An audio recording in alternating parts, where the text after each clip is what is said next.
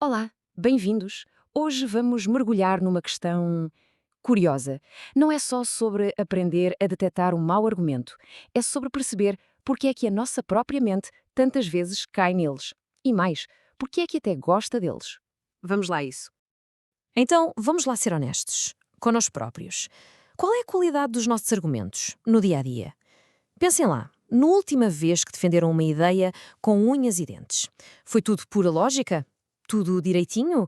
Ou se calhar havia ali qualquer outra coisa a acontecer? É uma pergunta que nos põe a todos um espalho à frente, não é? Nós gostamos de pensar num argumento como uma coisa limpa, quase matemática, certo? Uma equação perfeita e racional. Mas a realidade, bem, a realidade é outra coisa. As discussões que temos todos os dias, seja num jantar de família ou até, claro, furiosamente na internet, são confusas, cheias de emoção, de atalhos. A verdade é que a nossa racionalidade, como a ciência tem vindo a mostrar, raramente é tão arrumadinha como os livros de filosofia gostariam que fosse. Ok, mas antes de irmos a fundo nos erros e nas armadilhas, é super importante perceber uma coisa. A lógica não é um bicho de sete cabeças só para académicos e filósofos. De todo. É, na verdade, uma ferramenta que todos nós usamos. A toda a hora. Pensem nisto, desde planear uma simples saída à noite, até pedir um aumento no trabalho ou decidir o comprar no supermercado. Tudo isto envolve lógica. É como o autor Mark Zegarelli diz. A lógica é basicamente o esqueleto do nosso pensamento do dia a dia. É ela que nos ajuda a organizar o mundo à nossa volta, a negociar o que queremos e, claro, a tomar decisões, sejam elas pequeninas ou daquelas que mudam a vida. Olhem para isto, um joguinho rápido: maçã, banana, laranja, pão. Qual é o intruso? A resposta, claro, é o pão. Mas a pergunta mais importante é porquê? É porque o nosso cérebro, num piscar de olhos, identificou um critério, uma regra: fruta. E é isto a lógica na sua forma mais pura e simples. É a nossa capacidade de encontrar padrões e de pôr ordem no caos. Então, se todos nós usamos lógica, por que é que tantas, mas tantas discussões acabam por descarrilar completamente? A resposta é que o nosso raciocínio, por muito bom que seja, tem fendas, tem pontos fracos. E esses pontos fracos chamam-se falácias lógicas. Vamos espreitar algumas das mais famosas. A primeira é um clássico, a falácia do espantalho. Imaginem que, em vez de lutar contra um adversário real, constroem um boneco de palha, todo torto e fraco, e depois dão-lhe uma tareia. É exatamente isto. Em vez de se atacar o argumento real de alguém, cria-se uma versão distorcida e muito mais fácil de deitar abaixo e ataca-se essa versão. Vejam só este exemplo. O Felipe diz uma coisa perfeitamente razoável. Devíamos investir mais em saúde e educação. O que é que o Jader faz? Ignora o ponto por completo. Em vez disso, ele cria um espantalho. Diz que o Filipe odeia o país e quer deixá-lo indefeso. Reparem bem, o Jader não está a discutir com Filipe. Está a lutar contra uma caricatura, um monstro que ele próprio inventou, só porque é muito, mas muito mais fácil de vencer. Agora, outra tática que de certeza todos já vimos, ou usamos o ataque ad hominem. Em latim isto quer dizer contra a pessoa. E é exatamente isso. Quando se fica sem argumentos, ataca-se a pessoa. O foco desvia-se totalmente da ideia para um ataque pessoal, baixo, contra quem a está a defender. Este exemplo é pesado, mas é perfeito para percebermos como isto funciona. O que é que o facto da mulher ser casada ou não, ter sido presa, ou até o cheiro dela, tem a ver com a validade do que ela está a dizer? Absolutamente nada. É uma manobra de diversão. É uma tentativa de a invalidar como pessoa para não se ter o trabalho de enfrentar o argumento dela. Porque vamos ser sinceros, atacar a pessoa é sempre um atalho mais fácil do que desmontar uma ideia bem construída. Ok, já vimos o quê? Já vimos os tipos de erros. Agora, a pergunta de 1 milhão de euros. Porquê? Porquê é que caímos nestas armadilhas com tanta facilidade? A resposta, como vamos ver, está na própria arquitetura do nosso cérebro. E esta é mesmo a questão central. Por que é que a nossa mente se deixa enganar assim? Acontece que o nosso cérebro não evoluiu para ser uma máquina de lógica perfeita.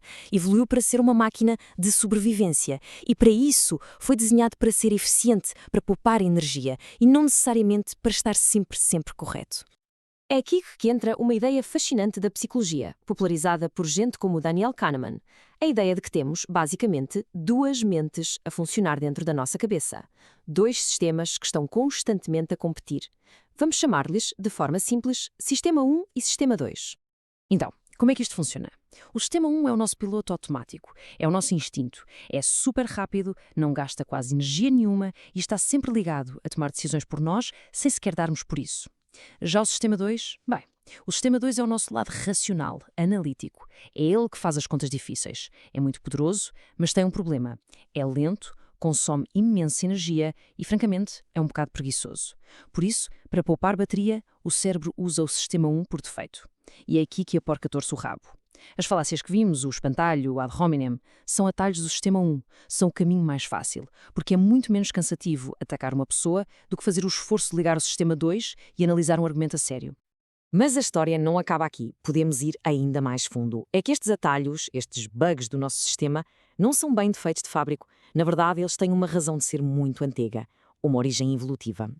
A psicologia evolucionista diz-nos algo radical. Aquilo que hoje parecem ser erros de lógica, no passado, foram ferramentas essenciais de sobrevivência. Foram vantagens, eram perfeitas para um mundo de predadores e perigos imediatos na savana.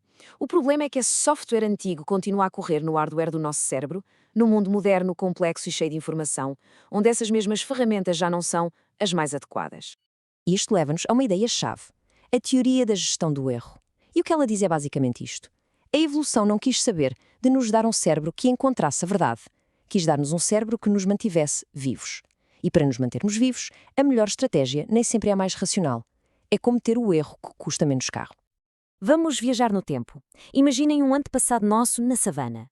Houve um barulho na erva alta. Tem duas opções. Opção A, pensar, deve ser só o vento e continuar o seu caminho.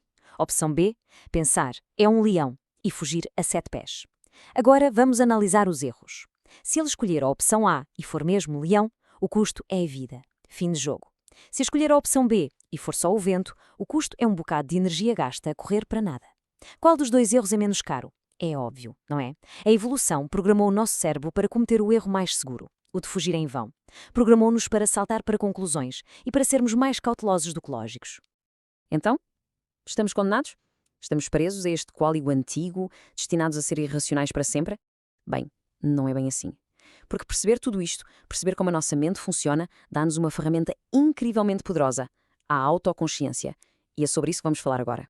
A meta aqui não é e nunca vai ser transformarmos em robôs lógicos e perfeitos. Isso é impossível. O verdadeiro superpoder é outra coisa. É a capacidade de dar um passo atrás e observar a nossa própria mente a funcionar. É a isto que os psicólogos chamam metacognição, pensar sobre a nossa forma de pensar. É ter a capacidade de, a meio de uma discussão, parar por um segundo e perguntar: espera lá, isto é o meu sistema 1 a reagir por instinto ou é o meu sistema 2 a pensar de forma calma? E isto leva-nos a uma citação muito boa do investigador Ricardo Lins Horta, que inspirou muito desta conversa. Ele diz que o estudo destas ciências é, acima de tudo, uma lição de humildade. E é mesmo isto. Perceber os limites do nosso próprio raciocínio não nos enfraquece. Pelo contrário, torna-nos mais humildes. Ensina-nos a desconfiar um bocadinho das nossas certezas absolutas e, talvez, a estar mais abertos à ideia de que podemos estar enganados. E para terminar, deixo esta pergunta no ar, para cada um de nós pensar. Qual é aquela convicção, aquela ideia que hoje defendemos, que se calhar está a ser alimentada mais pela emoção e pelo instinto do que pela lógica pura? Se calhar, só por reconhecermos esta tendência do nosso cérebro, já conseguimos olhar para as nossas ideias e para as discussões com os outros com um pouco mais de curiosidade e um bocadinho menos de certeza. Fica a reflexão. Até uma próxima.